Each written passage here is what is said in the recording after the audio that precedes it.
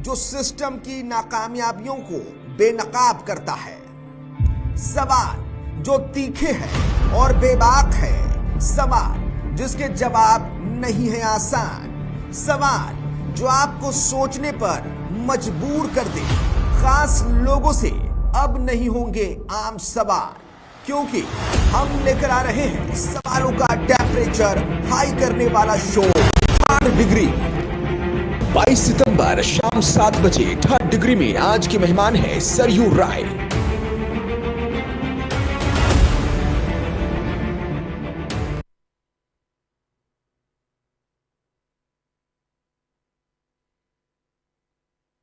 नमस्कार, आप देख रहे हैं 99 न्यूज़ और मैं हूं आपके साथ राकेश पाठक। और आज हमारे साथ जो दो सहयोगी हैं प्रकाश कुमार और विकास पांडे। आज 3rd डिग्री के इस प्रोग्राम में हम जिस मेहमान को लेकर आपके सामने आ रहे हैं वो भली भांति आप उनसे परिचित हैं। भ्रष्टाचार के खिलाफ हमेशा लड़ाई लड़ने वाले विधायक हैं जिन्होंने मुख्यमंत्री को हराया।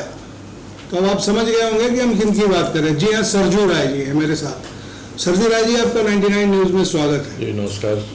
पहला सवाल, अभी जो है 1932 के खतियान का प्रस्ताव कैबिनेट से पास हुआ। इसके बाद से ही बिहार और यूपी के लोग लगातार विरोध कर रहे हैं।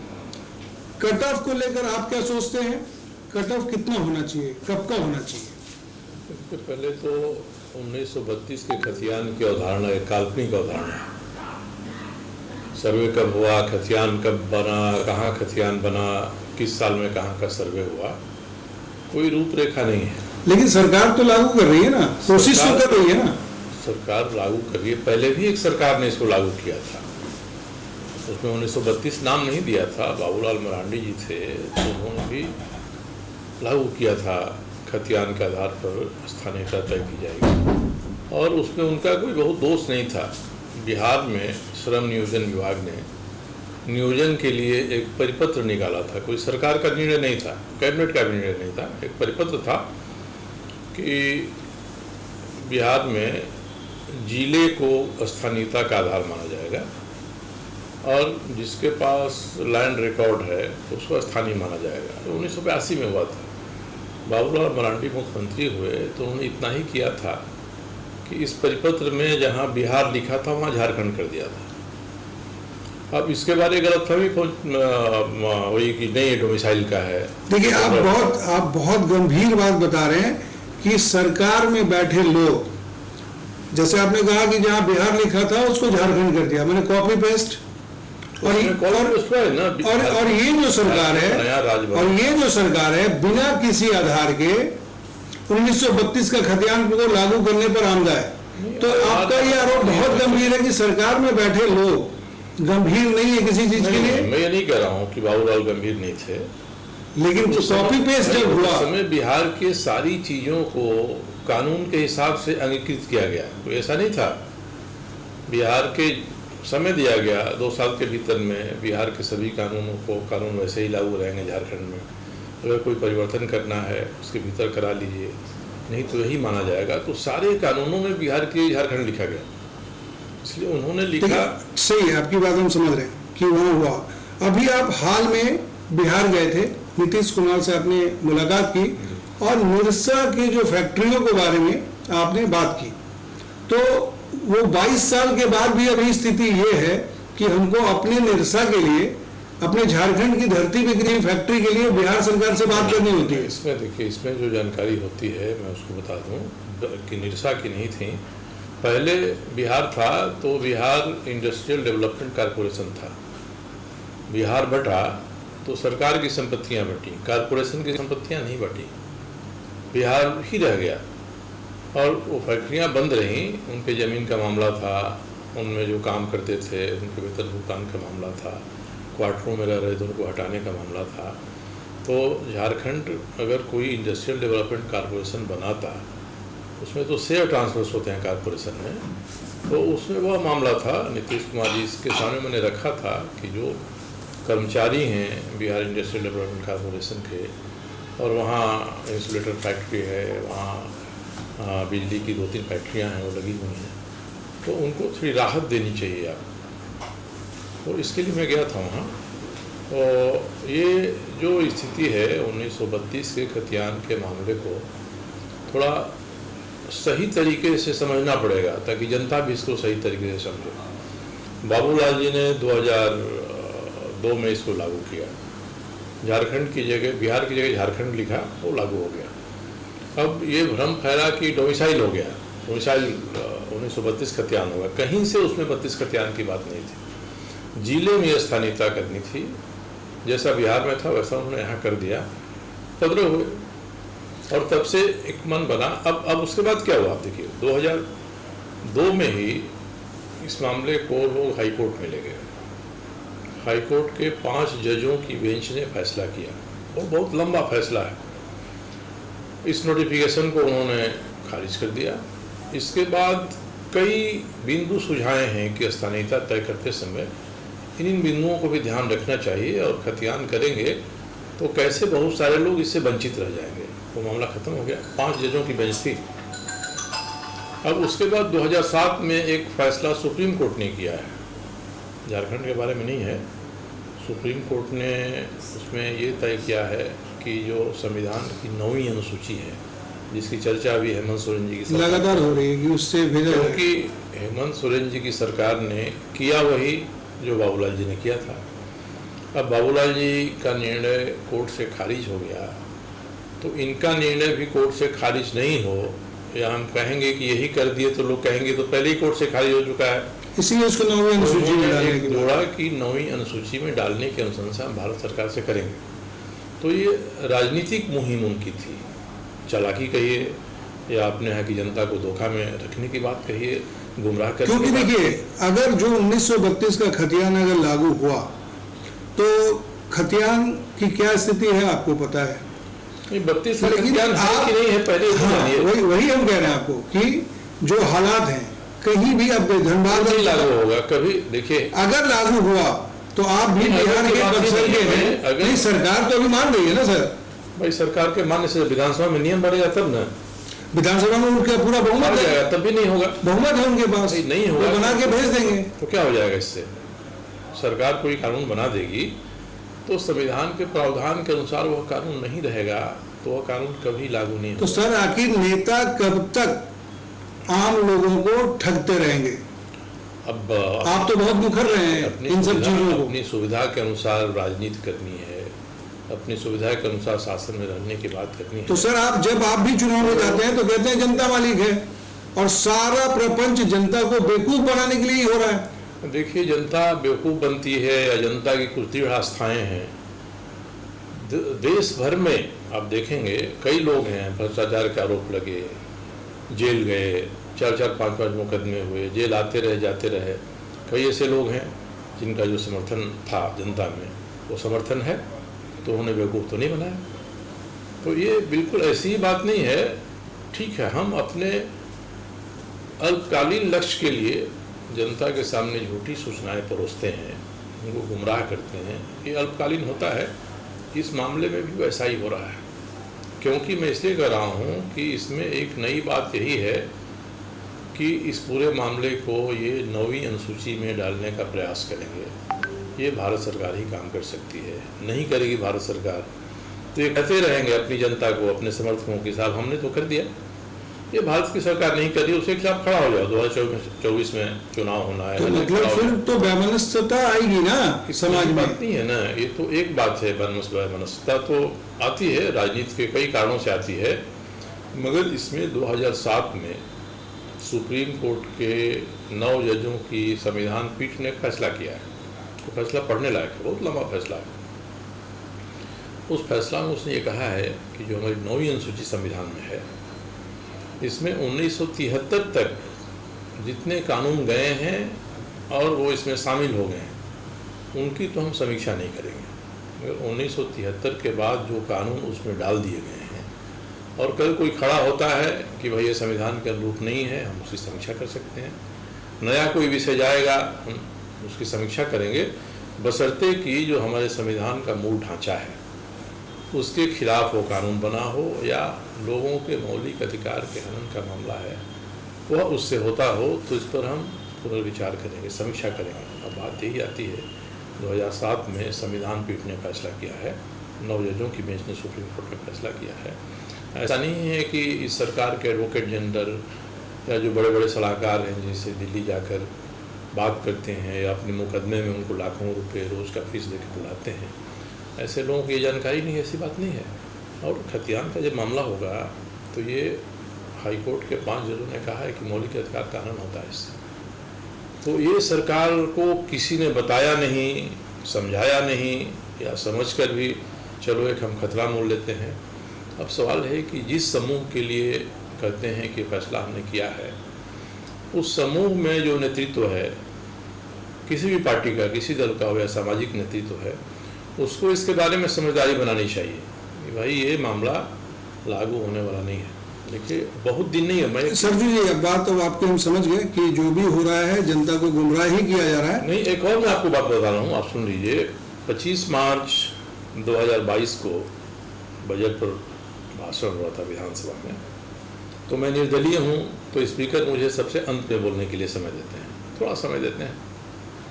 थोड़े ही समय में मैंने संक्षेप में हेमंत सोरेन जी की तरफ इशारा करते हुए कहा, भाई 1932 का हथियार जो बार बार उठाया जाता है, आप एक बार में इस मामले को समाप्त कर दीजिए। आपको लगता है कि 1932 का हथियार लागू हो सकता है, आप उसको लागू कर दीजिए।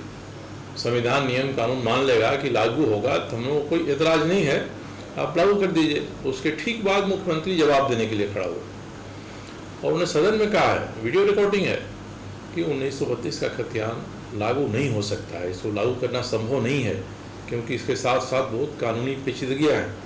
ये विधानसभा में अपने भाषण में मुख्यमंत्री ने जो विषय मैंने उठाया था, उसके जवाब में उन्होंने कहा था ये जुलाई का मामला है, अब ये मार्च का मामला है और ये सितंबर में इस तरह की बातें हो गई। तो ऐसा नहीं है कि मुख्यमंत्री ने इसको कानूनी पहलू संविधान को विचार करके कहा है। मुझे लगता है कि कुछ इस बीच में राजनीतिक परिस्थितियां पैदा हुई हैं और मुख्यमंत्री के मन में ये भय समा गया है कि केंद्र हो या विपक्ष हो या कोर्ट हो, जो निर्णय आगे होने वाले हैं, संभावना ये है कि हमारी संस्था चली जाए, हमारी सरकार चली जाए, ऑपरेशन लोटस सफल हो जाए, ये सब चीज़ों के, और इस भय के कारण से उन्होंने आनंद फानन में निर्णय लिया है कि अब अगर हमारे ऊपर कुछ होगा तो हम कहेंगे कि भाई ये इसलिए हो रहा है कि हमने 1932 का ये किया। ठीक है, जैसे देखिए आप कानून बनाने वाले लोग हैं, जो झारखंड के सारे कानून आप बनाते हैं, अगर ये जैसे आप कह रहे हैं सीएम लगातार प्रयास कर रहे हैं, कारण उनके पीछे उनकी मंशा जो, आप भी बिहार से हैं, अगर लागू होता है तो आप तो बाहरी हो गए, बिहारियों को नौकरी नहीं मिलेगी लेकिन आप विधायक चुने जाएंगे, ये दोहरी नीति कब तक चलेगी? देखिए अब इसमें ऐसा नहीं, जब ये नीति पर हमारा संविधान नियम के हिसाब से, देखिए पहले तो जो कानून विधानसभा में बनेगा वो राज्यपाल के यहाँ संपुष्टि के लिए जाएगा। राज्यपाल उसको उसी रूप में स्वीकार करते हैं कि उसमें कुछ प्रश्न उठाकर फिर से सरकार को कहते हैं कि आप सब पुनर्विचार करिए। दोबारा सरकार भेजेगी, वो विवश होंगे दस्तखत करने के लिए, मतलब दस्तखत करेंगे तो इसके बाद उसकी न्यायिक समीक्षा होगी। और इस मामले में जब न्यायिक समीक्षा का दरवाज़ा खुला हुआ है तो कई तरह की कल्पना करके अपने मन को विचलित करना और बाकी बिहार, यूपी, महाराष्ट्र, आंध्र, तमिलनाडु, केरल, सबके जो लोग यहाँ बसे हुए हैं उनके मन में भी क्यों हम उद्वेलन पैदा करें इसके बारे में। इसलिए हर व्यक्ति को समझदारी से काम लेना चाहिए कि कोई कानून बनेगा वो संविधान के प्रावधान के अनुकूल होगा तो टिकेगा, नहीं रहेगा तो नहीं टिकेगा। अब हम एक देखिए, मैं अगर आज भी आपसे हम लोग ये उम्मीद करते हैं, चूंकि आपकी जो पृष्ठभूमि है, आप लगातार गलत चीजों के खिलाफ मुखर रहे हैं लगातार।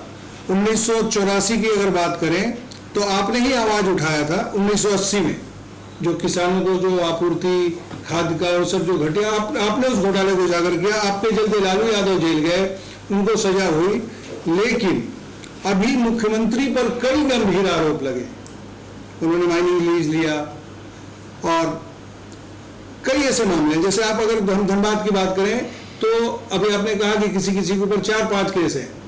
धनबाद के बाघमारा के जो विधायक हैं उनके ऊपर ऑन रिकॉर्ड 47 मुकदमे दर्ज हैं और कभी भी अभी हाई कोर्ट ने उनको उनकी संपत्ति की जांच के लिए ईडी और आयकर को लिखा है और कई अभी आना है बाकी है क्योंकि 15 दिन का समय है। रघुवर राज में आपको भी पता है कि वो छाया सीएम की तरह काम करते थे, लेकिन आप कभी भी ढुल्लू महतो के खिलाफ आप उतने आक्रामक नहीं हुए जितने लालू यादव के खिलाफ हुए, ना हेमंत सोरेन के खिलाफ आप। तो आखिर कहाँ कमी रह रही है, कहाँ आपको? मैं भ्रष्टाचार के मुद्दों को तलाशते नहीं रहता हूँ कि कहीं मिल जाए और मैं उसको उठा दूँ। जो सत्ता के शीर्ष पर बैठे लोग हैं उनके विरुद्ध जो भ्रष्टाचार के मामले होते हैं, जो कानून की गिरफ्त में आने से बचते हैं, तो मैंने हमेशा वही उठाया।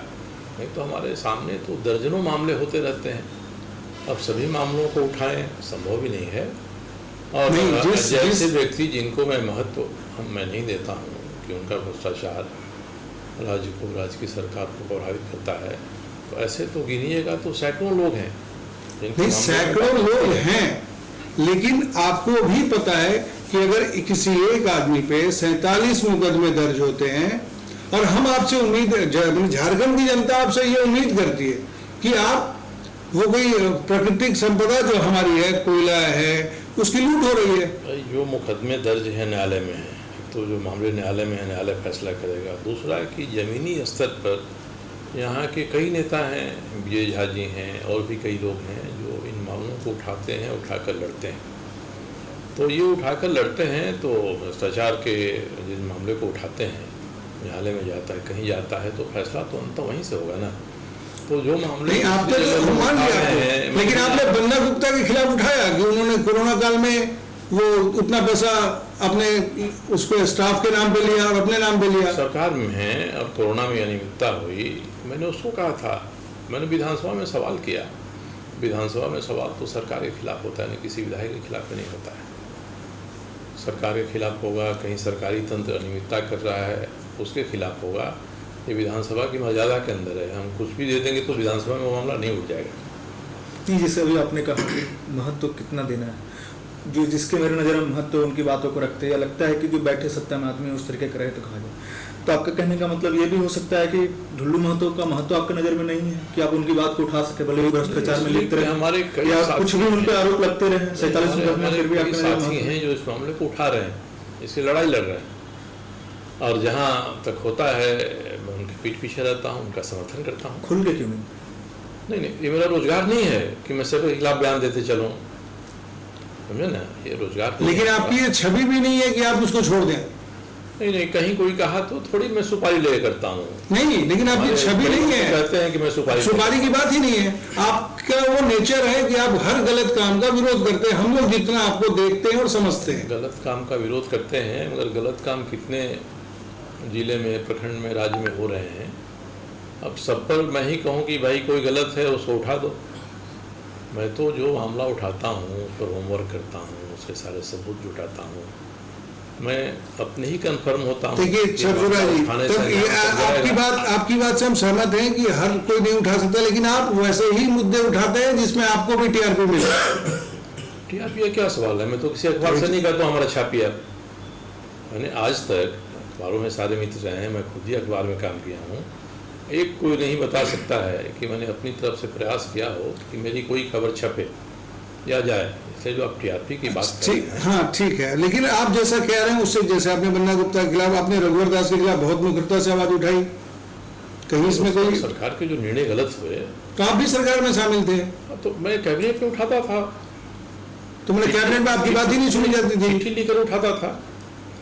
कैबिनेट की एक व्यवस्था होती है, बाहर में जैसा लोग समझते हैं कैबिनेट की मीटिंग हुई मामला उठ जाए, वैसा नहीं होता है। कैबिनेट में विभाग अपने विभागों के प्रस्ताव भेजते हैं, उसमें उस पर ही बहस होती है। उसमें अन्य विषय कोई चाहे तो एक विषय हमारा ये सा विषय संबंधित है, उसको उठाया जा सकता है। पर कैबिनेट में कोई विरोध कर रहा है, उसके बाद भी अगर वह प्रस्ताव पारित हो जाता है तो जो विरोध कर रहा है उसको स्वीकार करना पड़ता है, क्योंकि कैबिनेट की सामूहिक जिम्मेदारी होती है। इसलिए कैबिनेट की प्रणाली के बारे में लोगों में बहुत भ्रम है। हम लोगों को भी फोन आज कैबिनेट में ये होने वाला साहब हमारा ये उठा दीजिए, चलिए विधायक जी, ये एक सवाल है मेरा आपसे कि पिछले दिनों आपने अरविंद केजरीवाल से मुलाकात की है।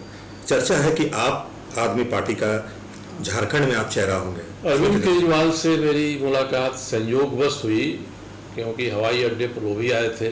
उनकी जहाज में पकड़ने में भी आधा घंटा उनको देर थी, वो चंडीगढ़ जा रहे थे। अच्छा, ये नेताओं के साथ भी क्यों होता है कि सब चीज संयोग होता है? नहीं, हम दोनों आरसीपी सिंह हैदराबाद में जाके मिले भाई, तो क्या कि महासंयोग का मंत्री थे तो हम मिल लिए। की बात नहीं है, दोनों ही वीआईपी लाउंज में बैठे हैं, दोनों में पहले से परिचय है, तो कोई आएगा तो नमस्कार प्रणाम होगा, हम लोग बातचीत करेंगे, इतनी बात हुई थी उनसे। इसका मतलब आगे चल के आप पार्टी में नहीं जाने वाले हैं, उसका चेहरा झारखंड से आप किसी नहीं पार्टी में नहीं जाने वाला।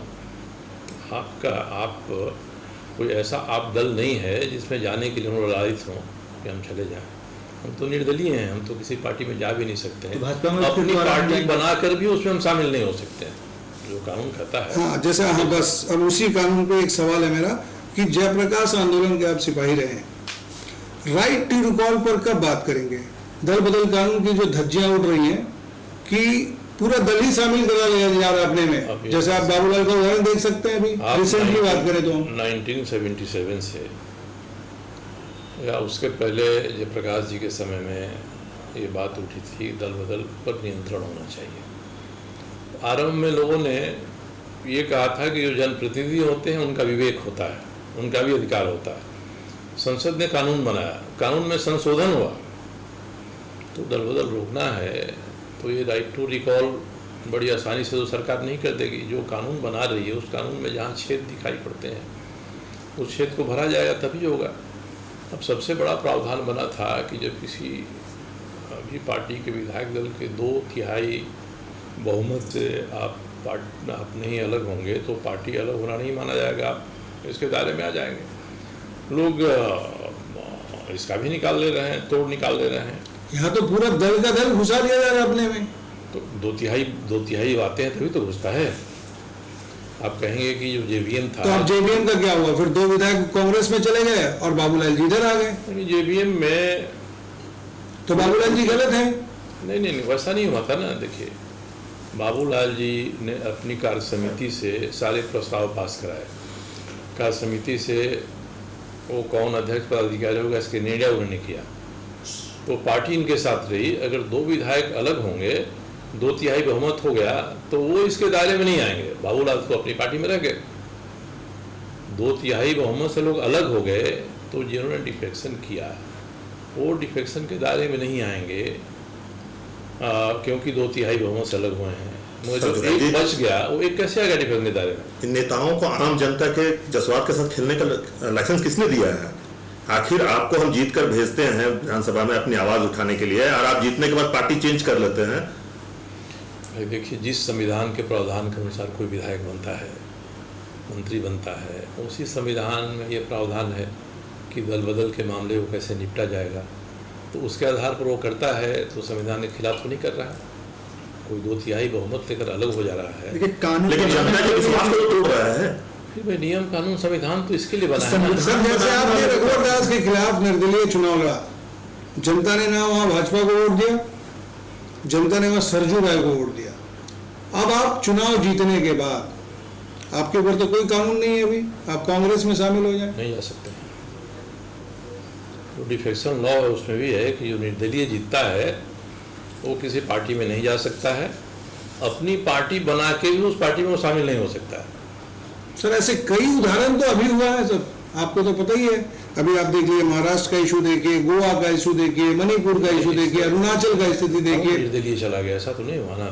ये सभी 2/3 बहुमत से गए हैं, ऐसा नहीं। तो सवाल यही है ना कि सर, जब आप किसी नेता से मिलते हैं तो कहते हैं संयोग था, कानून सब आपके लिए है, तो फिर युवाओं को क्यों ठगा जा रहा है सर? मेरी आज ही बाबूलाल मरांडी से मुलाकात हुई है दुमका में, सर्किट हाउस में थे, मैं था, मेरे कमरे में आए, निशिकांत दुबे आए, दीपक प्रकाश आए, लुइस मरांडी आई, सभी मुझसे मिलने आए। अब आज यहाँ लक्ष्मीकांत वाजपेयी जी ठहरे हुए हैं, उनकी इच्छा हुई मुझसे मिलें, तो शिष्टाचार बस में कहाँ मना करूँ क्या? बाबूलाल मरांडी से कुछ बातें भी हुई? नहीं, वैसे ही गपशप हुआ, पुराने समय की हंसी मजाक यादें मैंने कोई पॉलिटिकल बात नहीं हुआ। पॉलिटिकल बात नहीं, जब पॉलिटिकल बात भी हुई तो इसी रूप में हुई। देखिए, आप पे आरोप भी रहा है कि रघुवर दास सरकार में जब तक आप मंत्री रहे, आप काफी समय तक मलाई वर्षों तक चापने के बाद ऐसा अचानक से क्या हो कि काफी समय बाद एक बात बताइए, कोई मंत्री होता है तो कौन सी मलाई चापता है? नहीं, आप जिसे शुरुआती समय में नहीं, समय के बाद एक तो कोई मंत्री हो गया तो कौन सी मलाई आती है वो चापने लगेगा उसको? तो घोटाले हो रहे थे तो अचानक से मैं बता रहा हूँ, मैंने कई जगह बताया, ये बात अखबारों में भी छपी है, मीडिया में भी आई है कि मैं 4 अगस्त 2017 को प्रधानमंत्री जी से समय लेकर मिला।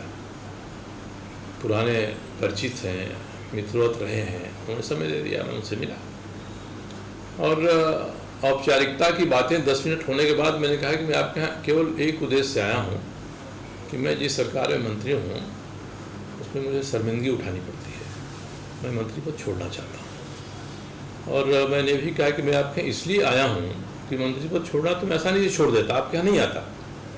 मैं इसलिए आया हूँ कि जब रघुवर दास जी मुख्यमंत्री बने तो वो मुझे मंत्री नहीं रखना चाहते थे, तो आप सभी ने उन पर दबाव डाला कि भाई इनको तो मंत्री रखना ही है। मंत्री रखे तो मुझे एक छोटा सा विभाग दे दिया उन्होंने। तो आप ये कहेंगे कि साहब हम लोगों ने आपको मंत्री रखवाया रघुवर दास जी कैबिनेट में और आप अपने ही छोड़ के चले गए, तो मैं इसलिए गया था। प्रधानमंत्री ने कहा कि कुछ भी हो जाए मंत्री पद से हटने के बारे तो सोचना ही है, मैं इन चीज़ों को ठीक कराऊंगा। कहा कि 14, 15, 16, 17 सितंबर को 2017 में अमित शाह जी 3 दिन के लिए जाएंगे वहाँ और सारी चीज़ों को ठीक करेंगे। अमित शाह जी आए, बहुत हद तक ठीक किया, दिसंबर तक ठीक रहा, उसके बाद आई। फिर मैं तो 2019 के फरवरी में वो चिट्ठियाँ मेरे पास है, अमित शाह जी के यहाँ गया, बात किया, उनको मैं चिट्ठी लिख दिया, ये सकते हैं। तो इस रूप में मंत्री बना रहा। ये मैं कोई प्रधानमंत्री को कोट करके कहता हूँ, ऐसा नहीं कि मैं कोई बड़ी गैर जिम्मेदारी नहीं। देखिए, अभी आपने मोदी जी का नाम लिया, अमित शाह जी का नाम लिया और आप भाजपा में बहुत लंबे समय से रहे और बहुत मजबूती से रहे। अटल अडवाणी की भाजपा और मोदी शाह की भाजपा में क्या फर्क पाते हैं आप? देखिए, समय परिवर्तनशील है। जब अटल अडवाणी जिस समय उभरे उसके पहले भी भाजपा थी, जनसंघ था उस समय। हाँ, ठीक है। उसकी बात हम भूल जाते हैं। अटल अडवाणी 2 व्यक्ति बहुत दिन तक भाजपा के शीर्ष पर रहे, भाजपा को आगे बढ़ाया इन लोगों ने। तो उनकी जो भाजपा थी और आज जो भाजपा बनी है, देश काल परिस्थिति में अंतर होता है। जो नेतृत्व होता है, नेतृत्व की मानसिकता में, कार्यशैली में फर्क पूछना जा रहा है, कार्यशैली की ही बात मैं कह रहा हूँ कि कार्यशैली में हर व्यक्ति की कार्यशैली में फर्क होता है, इसलिए कार्यशैली में फर्क है। अब इस कार्यशैली में फर्क को अगर भारतीय जनता पार्टी के कार्यकर्ता, बाकी सभी नेता उसको मानते हैं, समझते हैं, तो हम कौन होते हैं इस पर टिप्पणी करने वाले? कार्यशैली में फर्क है, डिफिनेट फर्क। वही फर्क, कैसा फर्क है, वही तो आप दोनों के ही समय में आप रहे। नहीं, एक तो फर्क ये है कि वाजपेयी जी जब तक प्रधानमंत्री रहे तब तक 22 दलों की 23 दलों की सरकार चलती रहती थी और इनके सरकार में तो सारे गठबंधन छोड़ के जा रहे हैं। अरे इनकी गठबंधन में तो अपना पूर्ण बहुमत आ गया इनको। नहीं, जो भी लोग हैं, मतलब आप साथ में उन्हें आपके पास छोड़ के जा सकता है भाई, आप उससे देखिए, तो नेता को तय करना है। लेकिन ऐसी स्थितियां तो पैदा हो रही जब 22 आदमी को लेके वाजपेयी जी चले। इसलिए अटल जी के समय में 22 लोगों को लेकर चलना है, इसको उस हिसाब से चलते थे, सामूहिक नेतृत्व के हिसाब से चलते थे। उन्होंने कई महत्वपूर्ण फैसले लिए, सबको तैयार करके लिया उन्होंने, जो तैयार किया। अब तो ये अपने बहुमत में है, इनको किसी का मुंह नहीं देखना है, साहब हम करेंगे, आपको हमारे साथ रहना है, ठीक नहीं रही लेकिन हमारी सरकार। फिर भी भाजपा जो है, कई राज्यों में जो चुनी हुई सरकारें होती हैं उनको अपदस्थ करने में लग जाती है। उनका हार पछता ही है कि उनका हार पछता ही नहीं है। विपक्ष के आरोप उनका हार पछता ही नहीं है। अब भाई इसका तो उल्टा ही हुआ बिहार में। बिहार में क्या उल्टा हुआ? जिस दिन बिहार में तो सरकार चली गई ना, लेकिन उसके तुरंत बाद सरकारी एजेंसियों को, जिस दिन शपथ ग्रहण समारोह था उसी दिन ताबड़तोड़ रेड शुरू हो गया।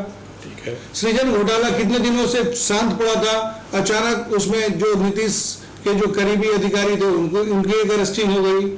तो सवाल ये है ना सर कि आप कहिएगा कि ये प्रोसेस है, हम आपका जवाब समझ रहे हैं कि आप कहिएगा कि सीबीआई का एक प्रोसेस ये नहीं है, कहूँगा। ईडी का प्रोसेस ये है, भी नहीं कहूँगा। लेकिन हम कह रहे हैं कि अभी आपके साथ मेरे मधुर संबंध हैं और हम जैसे हटे हम खराब हो गए और हमको रेड करने लगे आप मेरे ऊपर। मैं ये मानूंगा कि जो आपके विरोध में है उसके खिलाफ आप एजेंसियों को सक्रिय कर देते हैं। एक पहलू इसका है, मैं इसको स्वीकार करता हूँ। दूसरा पहलू ये भी है कि एजेंसियाँ जिसके ऊपर सक्रिय होती हैं उस आदमी में कमी है कि नहीं, उसमें दोष है कि नहीं। कोई बिना दोष के उठा के पकड़ के रख दे एजेंसी तो एक बात होती। तो जो व्यक्ति 10 तरह की गलतियां कर चुका है और उस पर कोई एजेंसी आती है तो इसी की ढाल लेता हो कि हम विपक्ष में हैं, हम खिलाफ में हैं, हम असहमत हैं, इसलिए हमारे ऊपर ये जांच हो जा रही है। मगर आपके ऊपर जो जांच हो रही है और उस जांच में जो दोष पाया जा रहा है, सर समय की बात कर रहे हैं कि आप किस समय में उस पर अटैक कर रहे हैं सर? कभी करे। आपके साथ है सर, नीतीश जी आपके साथ थे, वेल एंड गुड। भाई जब हम तो कहते मैंने हैं आप हथियार की तरह इस्तेमाल कर रहे हैं ना, इस बात को मानते हैं ना मैंने पहले स्वीकार किया कि सरकार की ईडी एजेंसियां और हैं। जाकि बाकी जितनी भी सुरक्षा एजेंसियां हैं, जो जांच एजेंसियां हैं, उसका इस्तेमाल विपक्षियों को परेशान करने में और सरकार तोड़ने में किया जा रहा है। अगर विपक्षी ने गलती किया है उसी गलती तो सर पर- वही गलत आदमी आपके साथ था तो ठीक था। ऐसा कौन सा उदाहरण है गलत का? कौन आदमी आपके साथ ठीक? नीतीश जी अभी कैसे खराब होगा? नीतीश जी कहाँ खराब हो गए? नीतीश को लगातार तो कह रहे हैं, बड़े बड़े नेता कह रहे हैं, रविशंकर प्रसाद कह रहे हैं, प्रेस कॉन्फ्रेंस कर रहे हैं। कहने के लिए कोई हम कुछ कह रहे हैं उनको। कहने के लिए कोई कुछ कहते नीतीश आस्तीन जी के के- सांप तक कह चुके हैं। नीतीश जी की जो भूमिका है, एक फिल्म होती थी एक फूल दो माली, तो ऐसे ही नीतीश जी एक फूल हैं दो माली हैं, तो मालियों को सोचना चाहिए ना।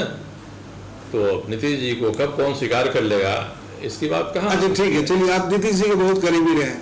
2024 के चुनाव को लेकर नीतीश जी लगातार कैंपेन कर रहे हैं, विपक्षियों को एक साथ करने की कोशिश कर रहे हैं।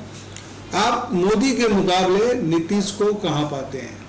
लेकिन नीतीश कुमार ने एक पहल आरंभ किया है, गंभीर पहल है, बड़ी पहल है, मेढक तोड़ने जैसी पहल है। इसमें सफल होते हैं कि नहीं होते हैं ये अलग बात है, मगर उन्होंने एक पहल आरंभ कर दिया है। लेकिन मोदी के मुकाबले की बात कर रहे हैं कि वो कहाँ पाते हैं आप? बात तो जब मुकाबला, क्योंकि आप दोनों ही आदमी को बहुत करीब से जब जानते हैं। मुकाबला का नगाड़ा बच जाएगा तब न देखना होगा।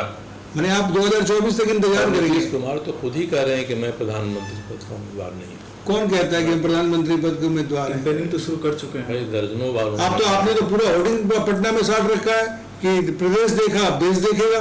तो देश तो देख रहा है ना, क्या देख रहा है देश? इस नाते देख रहे हैं। उनका कहना है कि मैं विपक्ष को एकजुट करूंगा। तो विपक्ष को एकजुट क्यों करूंगा? आपने कहा ना कि अभी विपक्ष नेता एकजुट करूंगा और तो सरकारें वो एकजुट होगा, वो तय करेगा ना कौन हमारा प्रधानमंत्री होगा। कोई हम प्रधानमंत्री होंगे इसलिए आपको एकजुट कर रहे हैं, इससे तो एकता होगी नहीं। वो तो तो आपको लग रहा है अभी आपकी जो सारी बातें जो अभी आपने पीछे कही है उससे तो कहीं नहीं लग रहा है कि अगर मेरा कोई किसी नेता का अगर किसी चीज में स्वार्थ ना हो तो उस पर एक्टिव होगा। हम आप ही की बात मानते हैं। कोई नेता बनता है, राजनीति में आता है महत्वाकांक्षा होनी चाहिए, कहीं कोई खराबी नहीं है। तो बात ही ना है, महत्वाकांक्षा भी होती है, स्वार्थ भी होता है। आप उससे इनकार करिएगा नीतीश कुमार तो कह रहे थे हम सीएम ही नहीं बनना चाहते थे, इधर से नहीं समर्थन तो उधर से लेके बनते हैं। तो बन जाते हैं। उनको बनना है ना, इसमें स्वार्थ है तो इसमें गलत क्या है भाई? कोई गलत नहीं है।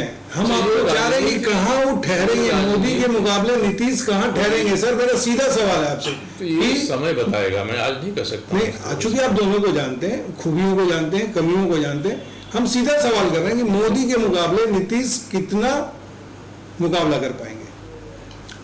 मैं फिर आपको कह रहा हूँ कि नीतीश जो उपक्रम कर रहे हैं उस उपक्रम में अगर वो सफल हो जाते हैं तो बड़ी कड़ी लड़ाई देंगे वो। अब नहीं मेढक में कुछ चल के इधर चले गए, उधर चले गए, किधर आ गए, तो फिर सिंबॉलिक लड़ाई होगी। इसलिए उस समय जो परिस्थिति पैदा होती है मैंने आप मोदी को अभी भी मजबूत मानते हैं, विपक्ष को अभी आप मेढक और कूदने का चांसेस अभी भी आप बना रहे हैं? हाँ नहीं, अब देखिए मजबूत 1971 में लोकसभा का चुनाव हुआ था। इंदिरा गांधी जी अपार बहुमत से चुन के आई थी। 3 साल के भीतर 74 में उनके खिलाफ आंदोलन शुरू हो गया। क्या स्थिति हुई आप जानते हैं। तो कल क्या होगा, केवल अपार बहुमत, मजबूत नेता, केंद्रीय एजेंसियों को अपने इशारे पर नचाने वाला नेता, ये भी छवि अगर बनती है तो ऐसी छवि लोकतंत्र में कब टूट जाती है कोई जानता नहीं है। इसलिए 224 में 223 कम से कम बीतने दीजिए। लड़ाई में प्यादे, फर्जी मंत्री, राणा रानी, शतरंज की बिसात पर किस रूप में खड़ा होते हैं ये देखना है। मजबूत से मजबूत व्यक्ति भी थोड़ा कहीं फिसलन भरी जगह पर सचेत नहीं रहा तो फिसल जाता है, हार जाता है। इसे संकेत तो नहीं माने जैसे इंदिरा गांधी सरकार में जैसे हुआ, मोदी सरकार को भी यही नहीं तो आप देखना इस तरह पड़ेगा। से बातों की व्याख्या करेंगे तो हम तो कोई इतने न तो हम कोई बड़े विश्लेषक हैं, न हम कोई बहुत बड़े ये आपको लग रहा है हार वाले नेता आप हैं कि हम जो आप कहेंगे उसमें कोई संकेत ढूंढेंगे। मैंने यही नहीं कहा। संकेत नहीं ढूंढा, आपके ऐसे नेता बात नहीं। ऐसे बीच बीच की बात करेगा जबकि आप मुखर हैं। आप देखिए गलत चीजों का विरोध करते मैं हैं। सीधे मोदी या नीतीश कुमार के बारे अपना फैसला सुना दूं, जो फैसला मेरा है ही नहीं, मैं ही नहीं फैसला आपका मत है, व्यक्तिगत राय है। व्यक्तिगत राय है। तो आप व्यक्तिगत राय ऐसे हम बनाया ही नहीं मैंने अपनी व्यक्तिगत। मैं तो ही कह रहा हूँ कि अगर ऐसा होगा तो ऐसा होगा। जब हमारे नानी को मूछ आ जाएगी तब तय करेंगे उनको नाना कहें कि नानी। ठीक है, अभी जो झारखंड में जो राजनीतिक परिदृश्य है उस पर आप क्या कहेंगे? क्योंकि हेमंत सरकार अपने ही सरकार के खिलाफ अपने ही सरकार मतलब विश्वास मत ला रही है, फिर भी अपने जीत भी जाती है। इस परिदृश्य को लेकर आखिर किन विधायकों पर उनको अविश्वास था? अपने विधायकों पर विश्वास मत लाना पड़ा। देखिए उनकी बात हम कहेंगे तो यही है कि उनको लगा था कि लोग कह रहे हैं कि हमारे विधायक टूट गए हैं, हमारे विधायक प्रलोभन में आ जाना थे, तो भले ही उन्होंने उनको रायपुर भेज दिया, अलग रखा, विधानसभा में विश्वास मत के दिन ही बुलाया, तो उन्होंने दिखाया कि नहीं ये सबके सब हैं साहब हमारे साथ। जैसे अचार चटनी खिला के स्वादिष्ट व्यंजन परोस के लेकिन जैसे विश्वास मत जो है या तो राज्यपाल कहे कि साबित करो या हाई कोर्ट कहे, कोर्ट कहे कि भैया साबित करो, ये अपने साबित की, तो आखिर इनको किस पे अविश्वास था? उनको ये कांग्रेस के विधायकों पर विश्वास था कि अपने विधायकों पर अविश्वास था? देखिए उनके 3 विधायक तो पकड़े गए समर्थक, उसको उसकी व्याख्या उन्होंने आपने अभियान लोटस में ही आप उन विधायकों को भी देख रहे हैं जो 49 लाख रुपए के सरकार में पकड़े गए। उनके पैसे तो जिसको हम साबित नहीं कर सकते उनको कहना ठीक नहीं है, और उनके पैसे किसी दूसरे सोर्स से आए हुए पैसे।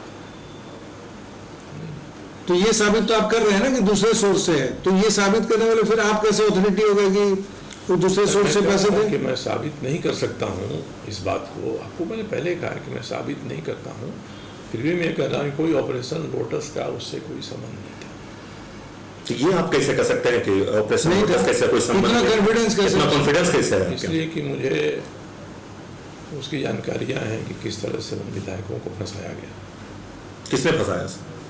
तो जिन लोगों के समर्थन में थे उनके ही बीच के लोगों ने फंसाया उनको। मतलब मैं तो इसे कह चुका हूँ कि किस तरह से फ़ोन की टेपिंग हो रही है, किस तरह से कुछ पुलिस अधिकारियों को कहीं कहीं स्थापित किया जा रहा है, किस तरह से सबका सर्विलेंस हो रहा है।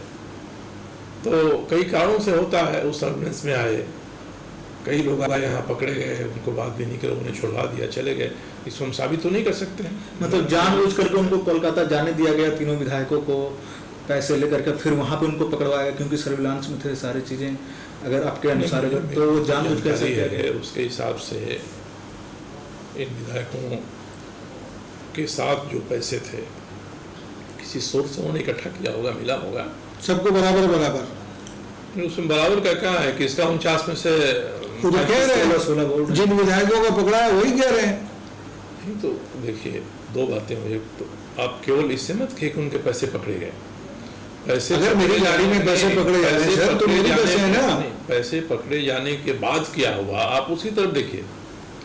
पैसा तो आज मेरे पास ही 20 लाख रुपए यहाँ पकड़ा जाए तो ये मामला इनकम टैक्स का होता है। इनकम टैक्स पैसे को सीज करेगी। अगर हम साबित कर देंगे कि हमारे पैसे हैं तो लौटा देगी, नहीं साबित करेंगे तो 30% उसमें से इनकम टैक्स लेके पैसे को लौटा देगी। ये मामला सीधे है। इसलिए इसके बाद जो हुआ रांची में केस रजिस्टर हुआ, उसकी सुनवाई जिस तरह से कलकत्ता में हो रही है, 0 FIR था। ये सब चीज़ें हो रही हैं, उसके पीछे कई ऐसी कहानियां हैं जिनको साबित करना संभव नहीं है। जब हम साबित नहीं कर सकेंगे तो उनको हम उसी रूप में आपके सामने कहूँ ये उचित नहीं है। आरोप ही लगाना होगा या कयास लगाना होगा। इसलिए मैं कह रहा हूँ वो लोग तो बोल रहे थे कि साड़ी खरीदने के लिए उसमें इरफान अंसारी थे। हाँ। इरफान अंसारी सपने में भी भाजपा के साथ जाने के बारे में नहीं सोच सकते हैं। क्यों नहीं सोच सकते हैं? क्योंकि उनका जो संस्कार है, उनकी परवरिश है, उनके जो स्टैंड रहे हैं, वो अगर भाजपा उनको पैसा भी दे देगी तो पैसा भी ले लेंगे और वहाँ जाएंगे भी नहीं। मानो बेईमान है। बेईमान नहीं है, बस मैंने कहा ना कि उनके जो संस्कार हैं राजनीति में, तो वैसे लोग के साथ के नीमन विक्सर कोलघाड़ी हैं, क्रिश्चियन हैं, चर्च से संबंधित हैं, ते लोग कभी, इसलिए भाजपा ऐसी मूर्खता करेगी ही नहीं कि ऐसे लोगों पर दांव लगाए। किस पे दांव लगाएगी? उसमें केवल एक राजेश कच्छप ही ऐसे व्यक्ति थे जिनके बारे में लोग सोच सकते थे, मतलब दांव लगाया जा सकता था उस पर। नहीं, इसलिए ये तीनों मिलाकर कोई एक साजिश के तहत तीनों ने किया होगा, ऐसा नहीं है। अब लोग मुझे बताते हैं कि किसके पैसे थे, कब उनको मिले थे, कैसे मिले थे, तो उसको भी आप कहानी मैं कभी ऑफ द रिकॉर्ड आपको सुनाऊंगा तो आप हंसेंगे ही कि भाई राजनीति में ऊपर बैठे हुए लोग भी इस तरह की बचकाना हरकतें करते हैं। तो मैं आपको संकेत के तौर पर कर दूं कि वो पैसा इस सरकार का ही पैसा था। मैंने हेमंत सरकार का ही पैसा, सरकार का तो नहीं, हमारे जो सरकार में शामिल लोग हैं का ही, वो उसमें से जो प्रभावशाली लोग हैं उनसे पैसा। हम लोग बैठेंगे तो आप मीडिया के सामने साबित करें, लाइक मेरे पास कागजात हुआ तो मैं आपको खुल कर कहता कि साहब ऐसे ऐसे थे। चलिए, कांग्रेस के भारत जोड़ो यात्रा को लेकर आप क्या कहेंगे सर? क्या लगता है कि कांग्रेस ईडी और सीबीआई को दबाव में लाने के लिए यात्रा कर रही है? मुझे नहीं लगता है। देखिए, पहली बार हम जो महसूस करते हैं कि पहली बार कांग्रेस ने, राहुल गांधी ने अपने एजेंडे पर बहस की शुरुआत करा दी है।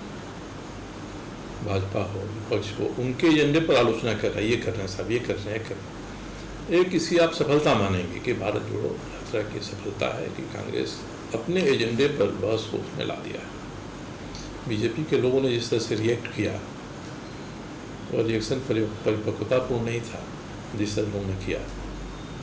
और कभी कंटेनर पे तो कभी टी शर्ट पर। हाँ, किसी भी नेता को आप हंसी मस्करा में डालना चाहेंगे तो आपका जो समर्थन आधार है उसमें वो सही हो सकता है, मगर जहाँ समर्थन का आधार आपका नहीं है वहाँ इसकी क्या प्रतिक्रिया होगी?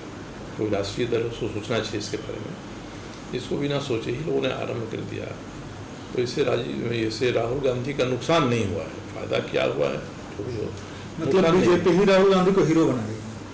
नहीं, हीरो को एक चीज़ नहीं बन जाता है। मैंने कहा कि बीजेपी के लोगों ने जिस तरह से उस यात्रा को देखा और राहुल गांधी के एक इमेज बन गई बड़ी नॉन सीरियस नेता की, उस नॉन सीरियस इमेज को ही भारत जोड़ो यात्रा के साथ चस्पा करने की उन्होंने बात सोचा। इनका ये करना इनके राजनीतिक हित में भी उचित नहीं था। इससे राहुल गांधी को फायदा पहुंचा है और कांग्रेस के एजेंडे पर बहस हो रही है, जो उनका एजेंडा है उस पर बहस हो रही है, देश बहस करना, ये उनकी सफलता है इसमें। देखिए, 2014 में मोदी जी जब पहली बार आए चुनाव लड़ने तो बड़े बड़े नारे लगे कि बहुत हुई महंगाई की मार, अब की बार मोदी सरकार, भ्रष्टाचार को लेके बोले। लेकिन आज जो स्थिति है, 100 रुपये पेट्रोल, महंगाई के मुद्दे पे कोई बात ही नहीं करना चाह रहा है। तो क्या 2024 का चुनाव राष्ट्रवाद के नाम पे लड़ा जाएगा, हिंदू मुस्लिम के नाम पे लड़ा जाएगा, या विकास की बात होगी? महंगाई के मामले में मोदी जी की सरकार सफल नहीं रही है, मगर हमारे जैसे एका दुका लोग हैं, कभी कभी प्रेस में बयान दे दिए, कभी ट्वीट कर दिए महंगाई के बारे में। उसके अलावे ये आश्चर्य हमको भी होता है कि क्यों ये जनता के बीच विषय नहीं बन रहा है, क्यों इस मामले को उठाएं, क्यों पूरा देश इस तरह से सदमे में है। इसका मतलब ये है कि हमारे देश की बहुसंख्यक जनता हमारे प्रधानमंत्री नरेंद्र मोदी जी से कुछ विशेष उम्मीद लगा के बैठी है और उसको लगता है कि भाई ये हो गया, चलो बर्दाश्त करें हम। अब ये बर्दाश्त की हद कहाँ जाएगी जनता की, ये साल भर के भीतर पता चल जाएगा। जैसे 2013 में ही रामदेव यादव थे, उन्होंने शुरू किया भ्रष्टाचार के खिलाफ, अन्ना हजारे खड़े हुए जन लोकपाल बिल के नाम। अभी भी वो स्थिति बन रही है, महंगाई, बेरोजगारी, करप्शन को लेकर। तो इस तरीके का आंदोलन अब क्यों नहीं शुरू हो पा रहा? इस तरीके का झारखंड से शुरुआत क्यों नहीं बन रही? मगर कल नहीं शुरू होगा ऐसा नहीं कहा जा सकता है, इसलिए संभावनाएं हैं जनता के दिलो दिमाग में। ऐसा नहीं है कि महंगाई के बारे में कोई सोचता नहीं है, हर व्यक्ति सोचता है। महंगाई हर व्यक्ति उससे प्रभावित है, पीड़ित है। हाँ, इसीलिए कहते हैं अब इतना पीड़ा होने के बाद भी जनता से पहल नहीं हो रही है और विपक्षी दल जो कह रहे हैं उनको जनता गंभीरता से नहीं ले रही है। तो इसका मेरी समझ से विश्लेषण यही होता है कि यहाँ की जनता ने नरेंद्र मोदी जैसे कुछ विशेष आकांक्षाएं पाल रखी हैं, जिनमें से कुछ पूरा हुई हैं, कुछ पूरा होने की संभावना है। देश की एकता है, अखंडता है, इसका मसला है, तो उस पर जनता अभी तक इसको बर्दाश्त कर रही है। तो महंगाई के मुद्दे पर आपने माना, रोजगार पे क्या कहेंगे आप? नहीं, सबके बारे में रोजगार के बारे में देखिए तो रोजगार के बारे में अभी एक रिपोर्ट हम पढ़ रहे थे कि हर साल 15 लाख इंजीनियर विभिन्न कॉलेजों से बनते हैं और उसमें 2,50,000 को ही नौकरी मिल पाती है, बाकी लोग किसी अन्य सेक्टर में चले जाते हैं। ये भी है कि जो इतने तो ये रोजगार के अवसर ही नहीं पैदा हो रहे। हर साल 12.5 लाख लोग जिसके ऊपर माँ बाप पूरा पैसा लगाया तो वो इंजीनियर बना और अवसर ही नहीं पैदा हो रहा कि वो अपने सेक्टर में काम कर। बड़ी संख्या में जो इंजीनियर पैदा हो रहे हैं उसमें कितनी संख्या बड़ी योग्य इंजीनियरों की है। केवल हम इंजीनियरिंग पढ़ जाएं, कहीं से डिग्री ले लें, इससे ही हम योग्य नहीं हो जाते हैं। अब तो रोजगार की परिभाषा बदलने लगी है। सरकारें पहले जैसा रोजगार देने की बात नहीं करती है। इस तरह से आर्थिक गतिविधियां आरंभ हों कि आप अपने लिए, आपका हुनर है, मेधा है, उसमें आप अपना रोजगार खोजिए। तो समाज का बहुत तबका आज भी वैसे ही लगा हुआ है और सरकारी काम में या सरकार से संबंधित शासन प्रशासन के काम में, जैसे मोदी ने कहा कि पकौड़ा बेचना भी एक रोजगार है, आउटसोर्सिंग की बात हो रही है। आप उसी तरह की बात कर रहे हैं। नहीं, कोई सरकार रोजगार नहीं दे सकती, कोई नहीं दे सकता रोजगार। तो फिर सरकार बनाने से पहले आप इतना दावा कैसे करते हैं? कहा कि हम रोजगार सृजित करेंगे। आप देखिए ना, वाजपेयी जी के समय से अभी नीतीश जी ने कहा कि 20 लाख लोगों को नौकरी देंगे, 10 लाख की बात छोड़िए आप। वो देंगे, ये सरकार भी 10 लाख लोगों की नौकरी दे सकती है। आज की जो सरकार यहाँ है, क्योंकि सरकारी महकमे में जितनी वैकेंसी हैं, जिनको हम ठेका पर और आउटसोर्सिंग पर लेके लोगों से काम करा रहे हैं, उन सभी में बहाली हो जाए तो 9 लाख बहाली तो झारखंड में हो सकती है। तो फिर केंद्र में क्यों नहीं हो सकती है सर? नहीं, अब देखिए केंद्र मोदी जी ने कहा था कि 2 करोड़ रोजगार देंगे। आप एक सोचिए ना, केंद्र क्या होता है। केंद्र की सरकार, कुछ मामलों को छोड़ दीजिए तो भारत की सरकार सारे काम एजेंसी के रूप में राज्य की सरकारों से कराती है। कोई विशेष योजना चलाती है, लागू करना राज्य सरकार के जिम्मे है। संविधान में 3 विषय होते हैं। एक केंद्र का विषय है, केंद्रीय सूची है, एक राज्य सूची है, एक समवर्ती सूची है। समवर्ती सूची में दोनों ही कानून बना सकते हैं उसके बारे में, और राज्य की सरकार जो कानून बनाएगी उस पर उसको केंद्र से, राष्ट्रपति से मुहर लगवानी पड़ती है। तो इन समवर्ती सूची में जो मामले हैं, राज्य की सूची में जो मामले हैं, वही अधिकतर मामले हैं। और केंद्र इसके लिए जो हमारा कर इकट्ठा होता है उसमें से डिवोल्यूशन करती है, देती है। हर 5 साल पर फाइनेंस कमीशन बनता है। फाइनेंस कमीशन तय करता है राज्य की परिस्थिति, देश की परिस्थिति को देखकर कि हम किस किस काम के लिए कितना धन दें। उसमें ही लोग क्रेडिट देते हैं कि हमने राज्यों को 35% मिलता था, मोदी जी ने कहा हम 41% दे रहे हैं। तो ये जो आर्थिक स्थिति राज्य की और केंद्र की है वह इतनी सरल नहीं है जितनी सरल हम लोग कुछ चीज़ों से अंदाजा करते हैं। देश और दुनिया में जैसे बदलाव हो रहे हैं, साइंस और टेक्नोलॉजी इस तरह से हस्तक्षेप कर रही है, जो आपके 100-200 साल में नहीं हुआ वो पिछले 50 साल में हो गया। जो पिछले 50 साल में नहीं हुआ पिछले 10 साल में हो गया। 1987 के बाद से कंप्यूटर में जब से विंडो का कंसेप्ट आया और कई चीज़ें आई, तो इतनी तेज़ी से बदलाव हो रहे हैं कि हमारे सारे संबंधों को ये प्रभावित कर रहे हैं। तो हमारा जो ढांचा है सरकारों का, जो एक ख़ास तौर पे बना हुआ था, वो ढांचा भी इससे प्रभावित हो रहा है। इसलिए नरेंद्र मोदी ने एक काम किया जो मेरे हिसाब से ठीक नहीं था कि उन्होंने योजना आयोग को भंग कर दिया और नीति आयोग बना दिया। तो कैसे सरकारें, उनका तंत्र इतना लचीला हो कि विज्ञान और तकनीकी जो प्रगति कर रही है उस प्रगति के अनुरूप अपने ढांचे को ढाल सकें, ये सबके सामने चुनौती है। इसलिए जो रोज़गार की बात है, रोज़गार किस तरह के सृजित होंगे, उनकी गुणवत्ता कैसे सृजित होगी। आज भी देखिए तो ठेका पर काम करने वाले फैक्ट्रियों में, सरकार के विभागों में, आउटसोर्सिंग पर काम करने वाले, आपकी आउटसोर्सिंग पर अब सारा कोयला से लेकर खदानें दी जा रही हैं। ठीक है, अभी ठीक है, हो रही हैं। अभी जैसे झारखंड सरकार ने एक फैसला कर रहा है कि 75% स्थानीय को नियोजन प्राइवेट सेक्टर में भी देना होगा।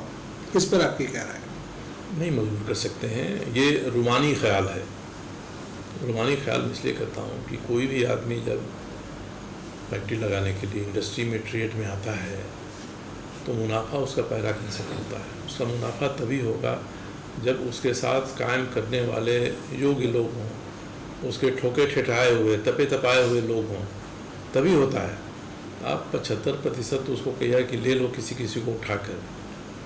टाटा जैसी जो कंपनी है उस कंपनी के लोग तो कहते हैं कि हम आपको रोज़गार दे देंगे, 75 का 100% आपको दे देंगे, मगर 100% के लोगों की योग्यता वो होनी चाहिए। अगर आप हमारी मदद चाहते हैं तो हम ऐसे ट्रेनिंग के प्रोग्राम शुरू कर देंगे। आप समाज में से योग्य लोग हैं उनका आप ट्रेनिंग दिलवाइए, ट्रेन हो जाते हैं हमारी कसौटी पर, हम उनको ले लेंगे साथ। तो ये जितनी बातें लोग आसानी से कह देते हैं वो होने वाला नहीं है। फैक्ट्री में कोई कल चला जाएगा। आप जानते हैं कि निजी फैक्ट्रियों में सरकारी फैक्ट्रियों के नियम लागू नहीं है। हायर एंड फायर का सिस्टम है, 2 दिन देखेगा, तीसरे दिन हटा देगा। अब फिर उसको रखवा नहीं सकते मजबूरी में उसको। तो पहले तो इसीलिए स्किल डेवलपमेंट का कार्यक्रम चला कि पहले आपकी जो ज़रूरतें हैं ट्रेड में और इंडस्ट्री में, उस ज़रूरत को पूरा करने वाले हुनरमंद लोग तो आपके पास होने चाहिए ना। नहीं हम हाँक देंगे कि भाई हमारे गांव के 10 लोगों का बहाल कर लीजिए, वो क्या करेंगे वहाँ। और जो उद्योग निजी या सार्वजनिक क्षेत्र में आ रहे हैं, अब वो तरह तरह की विशेषज्ञता वाले उद्योग आ रहे हैं। ऐसा नहीं है कि अब वहाँ माथे पर ढोने वाला और लोहा पीटने वाला भी काम धीरे धीरे खत्म हो जा रहा है। उसमें कंप्यूटराइज्ड ये रोबोट आ रहे हैं, ये सब आ रहे हैं, सारी चीज़ें आने लगी हैं। चीज़ें विकसित हो रही हैं। देख कर ही बिल्कुल रूमानी ख्याल है। और जो गुस्सा हमारी जनता में हमारे प्रति हो सकता है, कुछ दिनों के लिए उसको शांत करना लॉलीपॉप जैसा है, तो ये इसी तरह की चीज़ें हैं। कानून पास हो जाएगा, पास होने के बाद भी कानून लागू नहीं होगा, और लागू नहीं होगा तो आप उद्योगपतियों पर कुछ कर नहीं सकते हैं, क्योंकि एक दायरा है जब नियम कानून संविधान आ जाता है उसके सामने। तो ये नहीं संभव है, हमको ट्रेंड लोग खड़ा करने होंगे। इसीलिए ये भी अध्ययन है कि प्राइवेट इंजीनियरिंग कॉलेजों से जितने लोग पढ़ रहे हैं उनमें 75% ऐसे हैं जिनका हुनर उस लायक नहीं रहता है कि इंजीनियरिंग का वो काम कर सकें। ये तो शिक्षा व्यवस्था पे सवाल खड़ी हो रही है कि नहीं, आप पढ़ रहे हैं 75% अब जबरदस्ती ठेल के हमारे गार्जियन हमको इंजीनियरिंग कॉलेज में एडमिशन ले लेंगे, तिलक दहेज मिल जाएगा, मगर हमारे अंदर वो मेधा नहीं है तो हम उसको नहीं सीख सकते हैं। डिग्री ले लेंगे, पास हो जाएंगे, वो सब हो जाएगा। तो अध्ययन कई तरह के चलते रहते हैं। तो जब जहाँ योग्यता क्षमता की बात आएगी, हुनर की बात आएगी, वो हमारे भीतर नहीं है तो हम उतना परफॉर्मेंस नहीं दे सकते हैं। चलिए, आपने देखा ये सरजू राय जी थे, इन्होंने तमाम मुद्दों पर बहुत विस्तार से बात की और कुछ मुद्दों पर ये बचते बचाते भी दिखे। तो हम फिर नए किसी मेहमान के साथ 3rd डिग्री में आपसे मिलेंगे। तब तक के लिए हमें और हमें सहयोगियों को दीजिए इजाज़त। नमस्कार। चलिए, नमस्कार।